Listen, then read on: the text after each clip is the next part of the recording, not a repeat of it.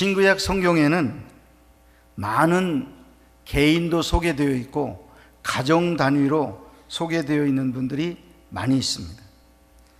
그 가운데 고넬료의 가정은 우리가 참으로 본받을 만한 가정이라 한 것입니다. 롤 모델로 삼을 만한 훌륭한 가정입니다. 고넬료의 가정을 통해 기독교가 유대를 넘어 세계적 종교로 퍼져 나가게 되었습니다. 시대를 바꾸는 축복의 통로가 된 가정이 고넬료의 가정이다 하는 것입니다. 고넬료의 가정은 어떤 가정이었는가? 오늘 본문 말씀을 통해서 보면 이탈리아 군대의 백부장으로 유대 나라의 파견을 받아 가이사라라는 동네에 살고 있었던 사람이다, 그렇게 소개를 하고 있습니다. 중대장 정도 해당되는 군인입니다. 이런 군인이 유대인이 아니면서도 하나님의 사랑과 하나님의 축복을 받는 특이한 가정입니다. 어떤 점에서 이런 가정이 특이하게 하나님의 축복을 받았는가? 오늘 잠깐 살펴볼 때 이 거울을 보면서 여러분의 현재 가정을 한번 살펴보시기를 바랍니다. 내 가정의 장점은 무엇이고 단점은 무엇인가? 정말 우리 가정이 다시금 거듭나서 하나님의 기억하신 바 되고 하나님의 축복받는 그런 가정이 되어야 되는데, 오늘 결단하는 그런 시간이 되어지기를 간절히 바랍니다. 아멘 하세요. 이 고넬료의 가정 오늘 소개하면서 오늘 본문 말씀에 하나님이 기억하셨다, 기억하신 가정이라는 거예요. 그럼 기억이라고 하는 게 그냥 머리에 메모만 해놓고 있는 가정인가, 알고 있는 가정인가? 아니라는 거예요. 오늘 본문의 뜻은 하나님이 기억할 뿐만 아니라 하나님의 축복이 임한 가정이다, 그런 뜻입니다. 어떻게 하면 이탈리아 군인의 가정이 하나님의 축복을 받는 가정이 되었을까? 한 세 가지로 요약해서 말씀을 묵상하려고 합니다. 첫째는 이 고넬료의 가정은 하나님을 경외하는 가정이었다 하는 것입니다. 요즘 이 우리나라를 넘어서서 온 세계 정말 이 사회가 엄청나게 위기를 맞이하고 있습니다.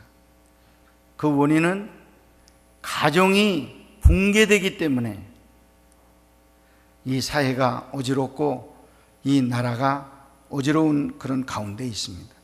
우리나라에도 가정이 무너지는 그런 소리들이 얼마나 지금 크게 들려오는지 알 수가 없습니다.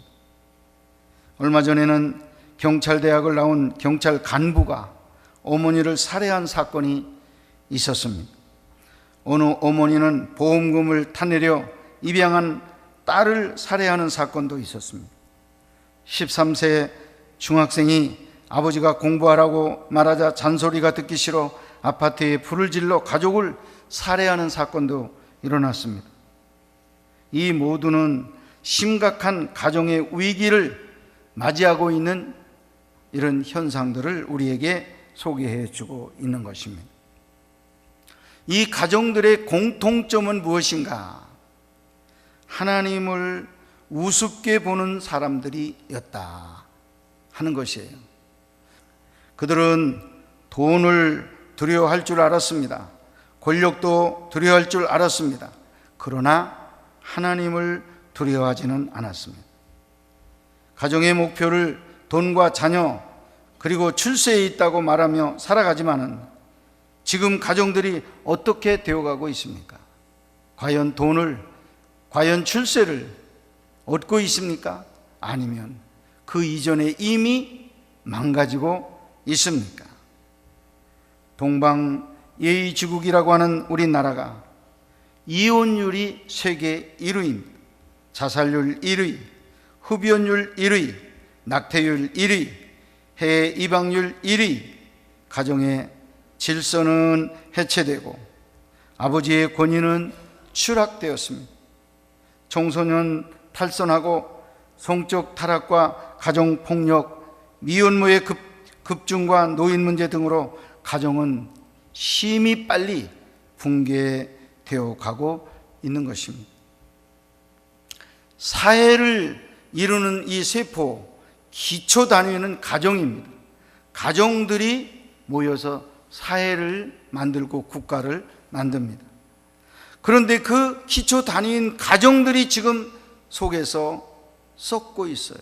무너지고 있어요.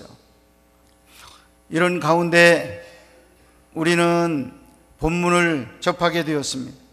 고넬료의 가정은 그런 가정이 아니었습니다. 우리가 정말 본을 받아야 되는 가정인데 2절 말씀에 보니까 그가 경건하여 온 집안과 더불어 하나님을 경외하며 라는 그런 말씀을 하고 있습니다. 온 집안과 더불어 하나님을 경외하는 가정이었어요. 여기에 경건은 하나님 앞에서 올바른 태도를 가졌다 하는 그런 뜻입니다. 하나님 앞에 올바른 태도를 가진 것입니다. 지킬 것은 지키고 끊을 것은 끊는 것을 의미합니다. 경건을 유지하려면 유익하지 않은 것들을 일단 끊어야 됩니다.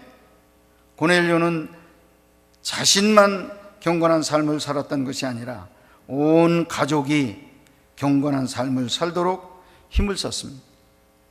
고넬료 본인은 물론 그 아내도 역시 하나님 제일주의로, 그리고 그 자녀들도 하나님 중심으로 그렇게 하나님을 예배하며 살던 그런 가정이었다 하는 것입니다. 온 가족이 하나님을 경외했다는 것은 가족들의 신앙이 철저했다는 것을 의미하는 것입니다. 온 가족이 하나님을 경외하고 함께 예배를 드리는 것이야말로 최고의 행복인 것입니다. 믿으시면 아멘 하시기 바랍니다. 설교 세미나에 자주 오시는 미국 목사님 중에 데니스 레인 목사님, 이 말 가운데 이런 말이 있습니다. 오늘날 국가의 핵심 이슈는 범죄가 아닙니다. 복지, 보건, 교육, 정치, 경제, 대중매체, 환경도 아닙니다. 오늘의 이슈는 각 가정의 영적, 도덕적 상태입니다. 이런 말을 한 적이 있습니다. 여러분, 세상의 돈, 문화, 이 세상의 어떤 여건들이 아니라는 거예요.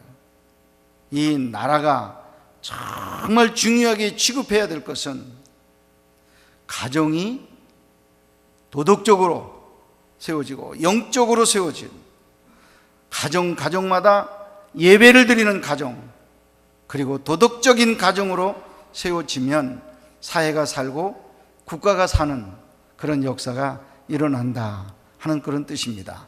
믿으시면 아멘 하시기 바랍니다.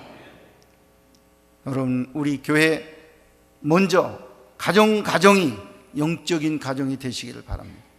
그리고 도덕적인 가정이 되어질 때 우리 지역이 살고 우리 충청북도가 살고 이 나라가 사는 그런 역사가 이어서 일어나게 될 줄로 믿습니다. 고넬료의 가정은 하나님을 경외했습니다. 두 번째, 고넬료의 가정은 구제하는 가정이었다, 그렇게 말씀하고 있습니다. 여러분, 구제는 친한 사람들에게 좀 없으면 도와주는 그런 거 아닙니까? 그런데 이 고넬료는 파견 나온 사람이기 때문에 친한 사람이 없었을 거예요. 그러니까 남의 나라예요. 그런데 하나님을 믿으면서 그는 유대인이지만은 친구로 삼아서 어려운 사람들을 돌보는 그런 손길을 펼쳤다는 거예요. 특이한 일입니다. 오늘 본문 말씀 4절 같이 보시겠습니다. 내 기도와 구제가 하나님 앞에 상달되어, 이런 말씀을 하고 있습니다. 하나님이 뭘 받으셨느냐 하면 내 기도 받고 있고 내 구제 내가 받고 있다. 내 기도와 구제가 하나님 앞에 상달되어, 그런 말씀이 있습니다. 상달되었다. 하나님 앞에 상달된 기도였습니다. 상달된 구제였습니다. 여러분, 우리가 구제하는 것 누구에게 합니까? 하나님에게 한 것 아니에요. 이 고넬료가 하나님 만나기나 했겠습니까? 예수님 언제 이렇게 친히 만났겠어요? 그런데 하나님의 말씀이 내 구제, 내 기도 내가 지금 다 받고 있다, 이런 말씀했어요. 우리가 구제하는 것은 언제나 사람입니다. 그러나 사람에게 한 구제가 하나님께 상달되었다는 사실을 기억하시기를 바랍니다. 사람에게 베풀었던 그 구제, 그것이 하나님께 드림이 된 것입니다. 그러므로 초대교회는 어려운 사람들을 구제하는 데 열심을 기울였습니다. 구제가 하나님을 기쁘시게 하기 때문입니다.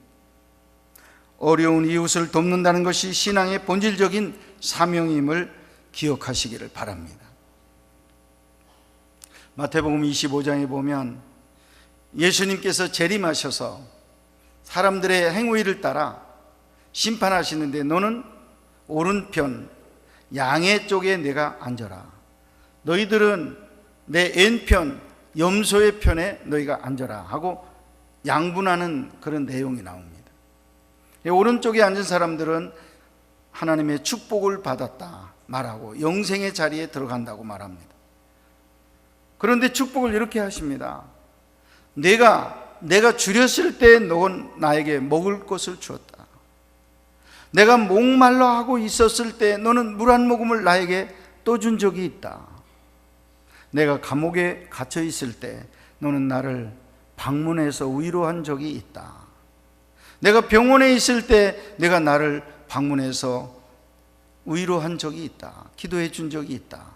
이런 말을 합니다. 그때 그 말을 듣고 있던 사람이 말을 합니다. 주님, 저를 어떻게 아십니까? 저는 주님 만난 적이 없는데요.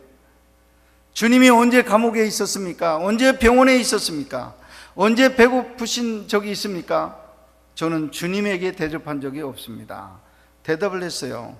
그때 우리 주님이 대답을 했습니다. 내 곁에 지나가던 그 가난한 자가 나였느니라. 내가 그 사람에게 먹을 것 주었지 않느냐? 너 그 사람에게 마실 물 한 번 떠주지 않았느냐?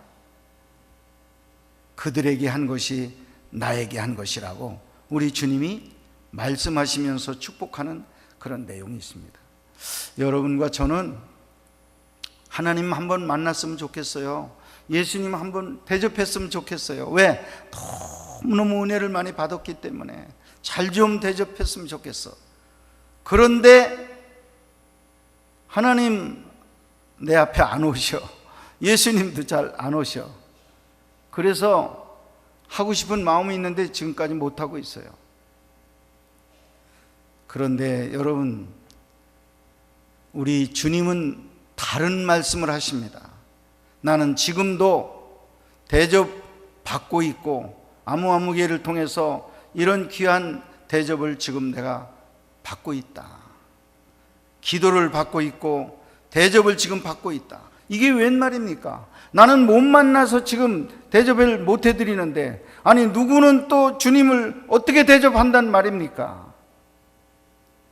여러분, 우리 곁에 예수님은 분장하시고 지나가십니다. 어떤 때는 가난한 거지로 분장하시고 지나갈 때도 있습니다. 어떤 때는 정말 억울한 죄수로 감방에 갇혀서 우리 앞에 나타날 때도 있습니다. 우리 주님 대접하는 여러분, 그래서 그 대접이 우리 주님에게 상달되는 이런 귀한 축복이 여러분에게 풍성하게 있기를 간절히 축원합니다. 구제할 때 대가를 바라지 말아야 합니다. 구제는 명예가 아니라 섬김이요 희생이기 때문입니다. 구제할 때 불이익도 따르고 비난도 따를 수 있지만 결코 구제하는 일을 포기해서는 안 됩니다. 하나님이 기뻐하시는 일이기 때문에 우리는 계속해서 구제를 펼쳐 나가야 될 것입니다. 탈무드라고 하는 책에 보면 물질을 다스리라. 그러면 그 물질은 너에게 참으로 유익한 충복이 되리라. 충성스러운 그런 신하가 된다. 충복이 되리라. 그렇지 못하면 물질은 너에게 폭군이 되어 너를 지배하게 될 것이다. 이렇게 말씀을 했습니다. 같은 뜻이라고 생각하는데 요한 웨슬러 목사님은 이런 말을 했습니다. 예수께서 우리의 돈주머니를 다스리기까지는 온전한 그리스도인이 될 수가 없다. 이렇게 다스린다는 얘기가 나옵니다. 공통점은 물질을 인간이 아래다 놓고 다스려야 된다는 거예요. 마음대로 들어오고 마음대로 쓸 수 있어야 된다는 거예요. 그런데 거꾸로 이 물질이 많아지면 물질이 내 위에 올라가 상전이 되고 내가 그 밑에 신하가 된다는 거예요. 물질은 나에게 뭐라고 명령을 하느냐 하면 더 많이 벌어라, 더 많이 채워라, 더 많이 벌어라, 더 큰 덩어리를 만들어라. 늘 그 말만 하고 있습니다. 근데 나는 거기에 복종만 하는 거예요. 이걸 절대로 풀지를 못한 거예요. 내가 벌은 돈이지만 내가 쓰지를 못해. 물질의 지배를 받는 그런 사람, 하나님의 형상으로 지음을 받은 사람은 그렇게 되어서는 안 됩니다. 하나님의 형상으로 인격적으로 지음을 받은 우리 인간은 물질을 다스려야 인격적인 그런 삶을 살 수 있을 줄로 믿습니다. 물질을 다스리는 성도들 되시기를 바랍니다. 세 번째, 어떻게 이 고넬료의 가정이 하나님의 기억되는 그런 가정이 되었는가? 기도하는 가정이었기 때문에 하나님의 기억에 있는 그런 가정이라는 것입니다. 오늘 본문 2절 하나님께 항상 기도하더니 이렇게 기록되어 있습니다. 고넬료는 시간을 정해놓고 기도를 했습니다. 유대인들이 하루에 3번씩 시간을 정해놓고 기도했던 것처럼 고넬료도 그 규례를 따라 기도를 했습니다. 이방인이지만은 유대 사회에 살면서 유대인들이 하는 것을 본을 따는데 다른 걸 본딴 게 아니라 구제하는 일을 본따고 기도하는 일을 본따서 이방인이 열심히 지금 기도를 드리고 있었습니다. 기도하는 곳에 언제나 하나님의 능력이 나타납니다. 믿음의 사람은 하나님의 능력과 도우심을 힘입고 사는 사람입니다. 가정에 어려움이 있으십니까? 여러분 사업장에 어려움이 있으십니까? 힘을 다해서 목숨 걸고 기도해 보시기를 바랍니다. 하나님께서 여러분들의 기도를 들어주실 줄 믿습니다. 고넬료는 하나님의 관심을 끈 사람입니다. 이방인 중에서 유독 하나님이 기억한 사람이라고 기록되어 있습니다. 이방인에게 복음의 문을 여실 때 하나님께서 고넬료의 가정에 성령을 기름 붓듯이 부어 주셨습니다. 기도하는 가정은 행복한 가정입니다. 기도하는 가정은 성숙한 가정입니다. 기도하지 않는 가정은 하나님 앞에 오만한 가정입니다. 문제 앞에서 절망하지 말고 하나님을 바라보시기를 간절히 축원합니다. 어떤 철학자가 로마 제국이 멸망했던 원인 중에 하나를 발견하게 됐습니다. 그 철학자의 눈에는 이 로마 거대한 이 제국이 왜 무너졌는가? 그거를 말할 때 가정이 무너졌기 때문에 로마가 무너졌다라고 보았습니다. 그래서 이렇게 말을 했습니다. 애국자여 가정을 지키시오. 이런 말을 했습니다. 정말 나라를 사랑한다면, 이 로마 제국을 사랑한다면 여러분의 가정 하나하나를 잘 지키라고 그렇게 말씀을 했습니다. 그 철학자의 기도문 가운데는 이런 말이 있습니다. 신이시여, 기도하는 가정을 로마에 다시 일으켜 세워 주시옵소서.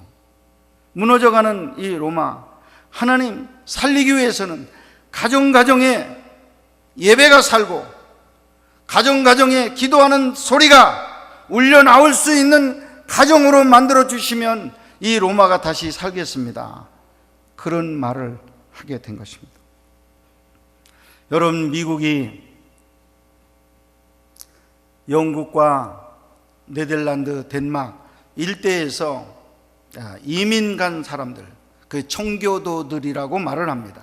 미국 땅을 처음 발견하고 이제 그 땅에 우리가 가서 새롭게 기틀을 잡자, 그래서 이사를 간 사람들이에요. 그 청교도들 그 신앙이 대단합니다.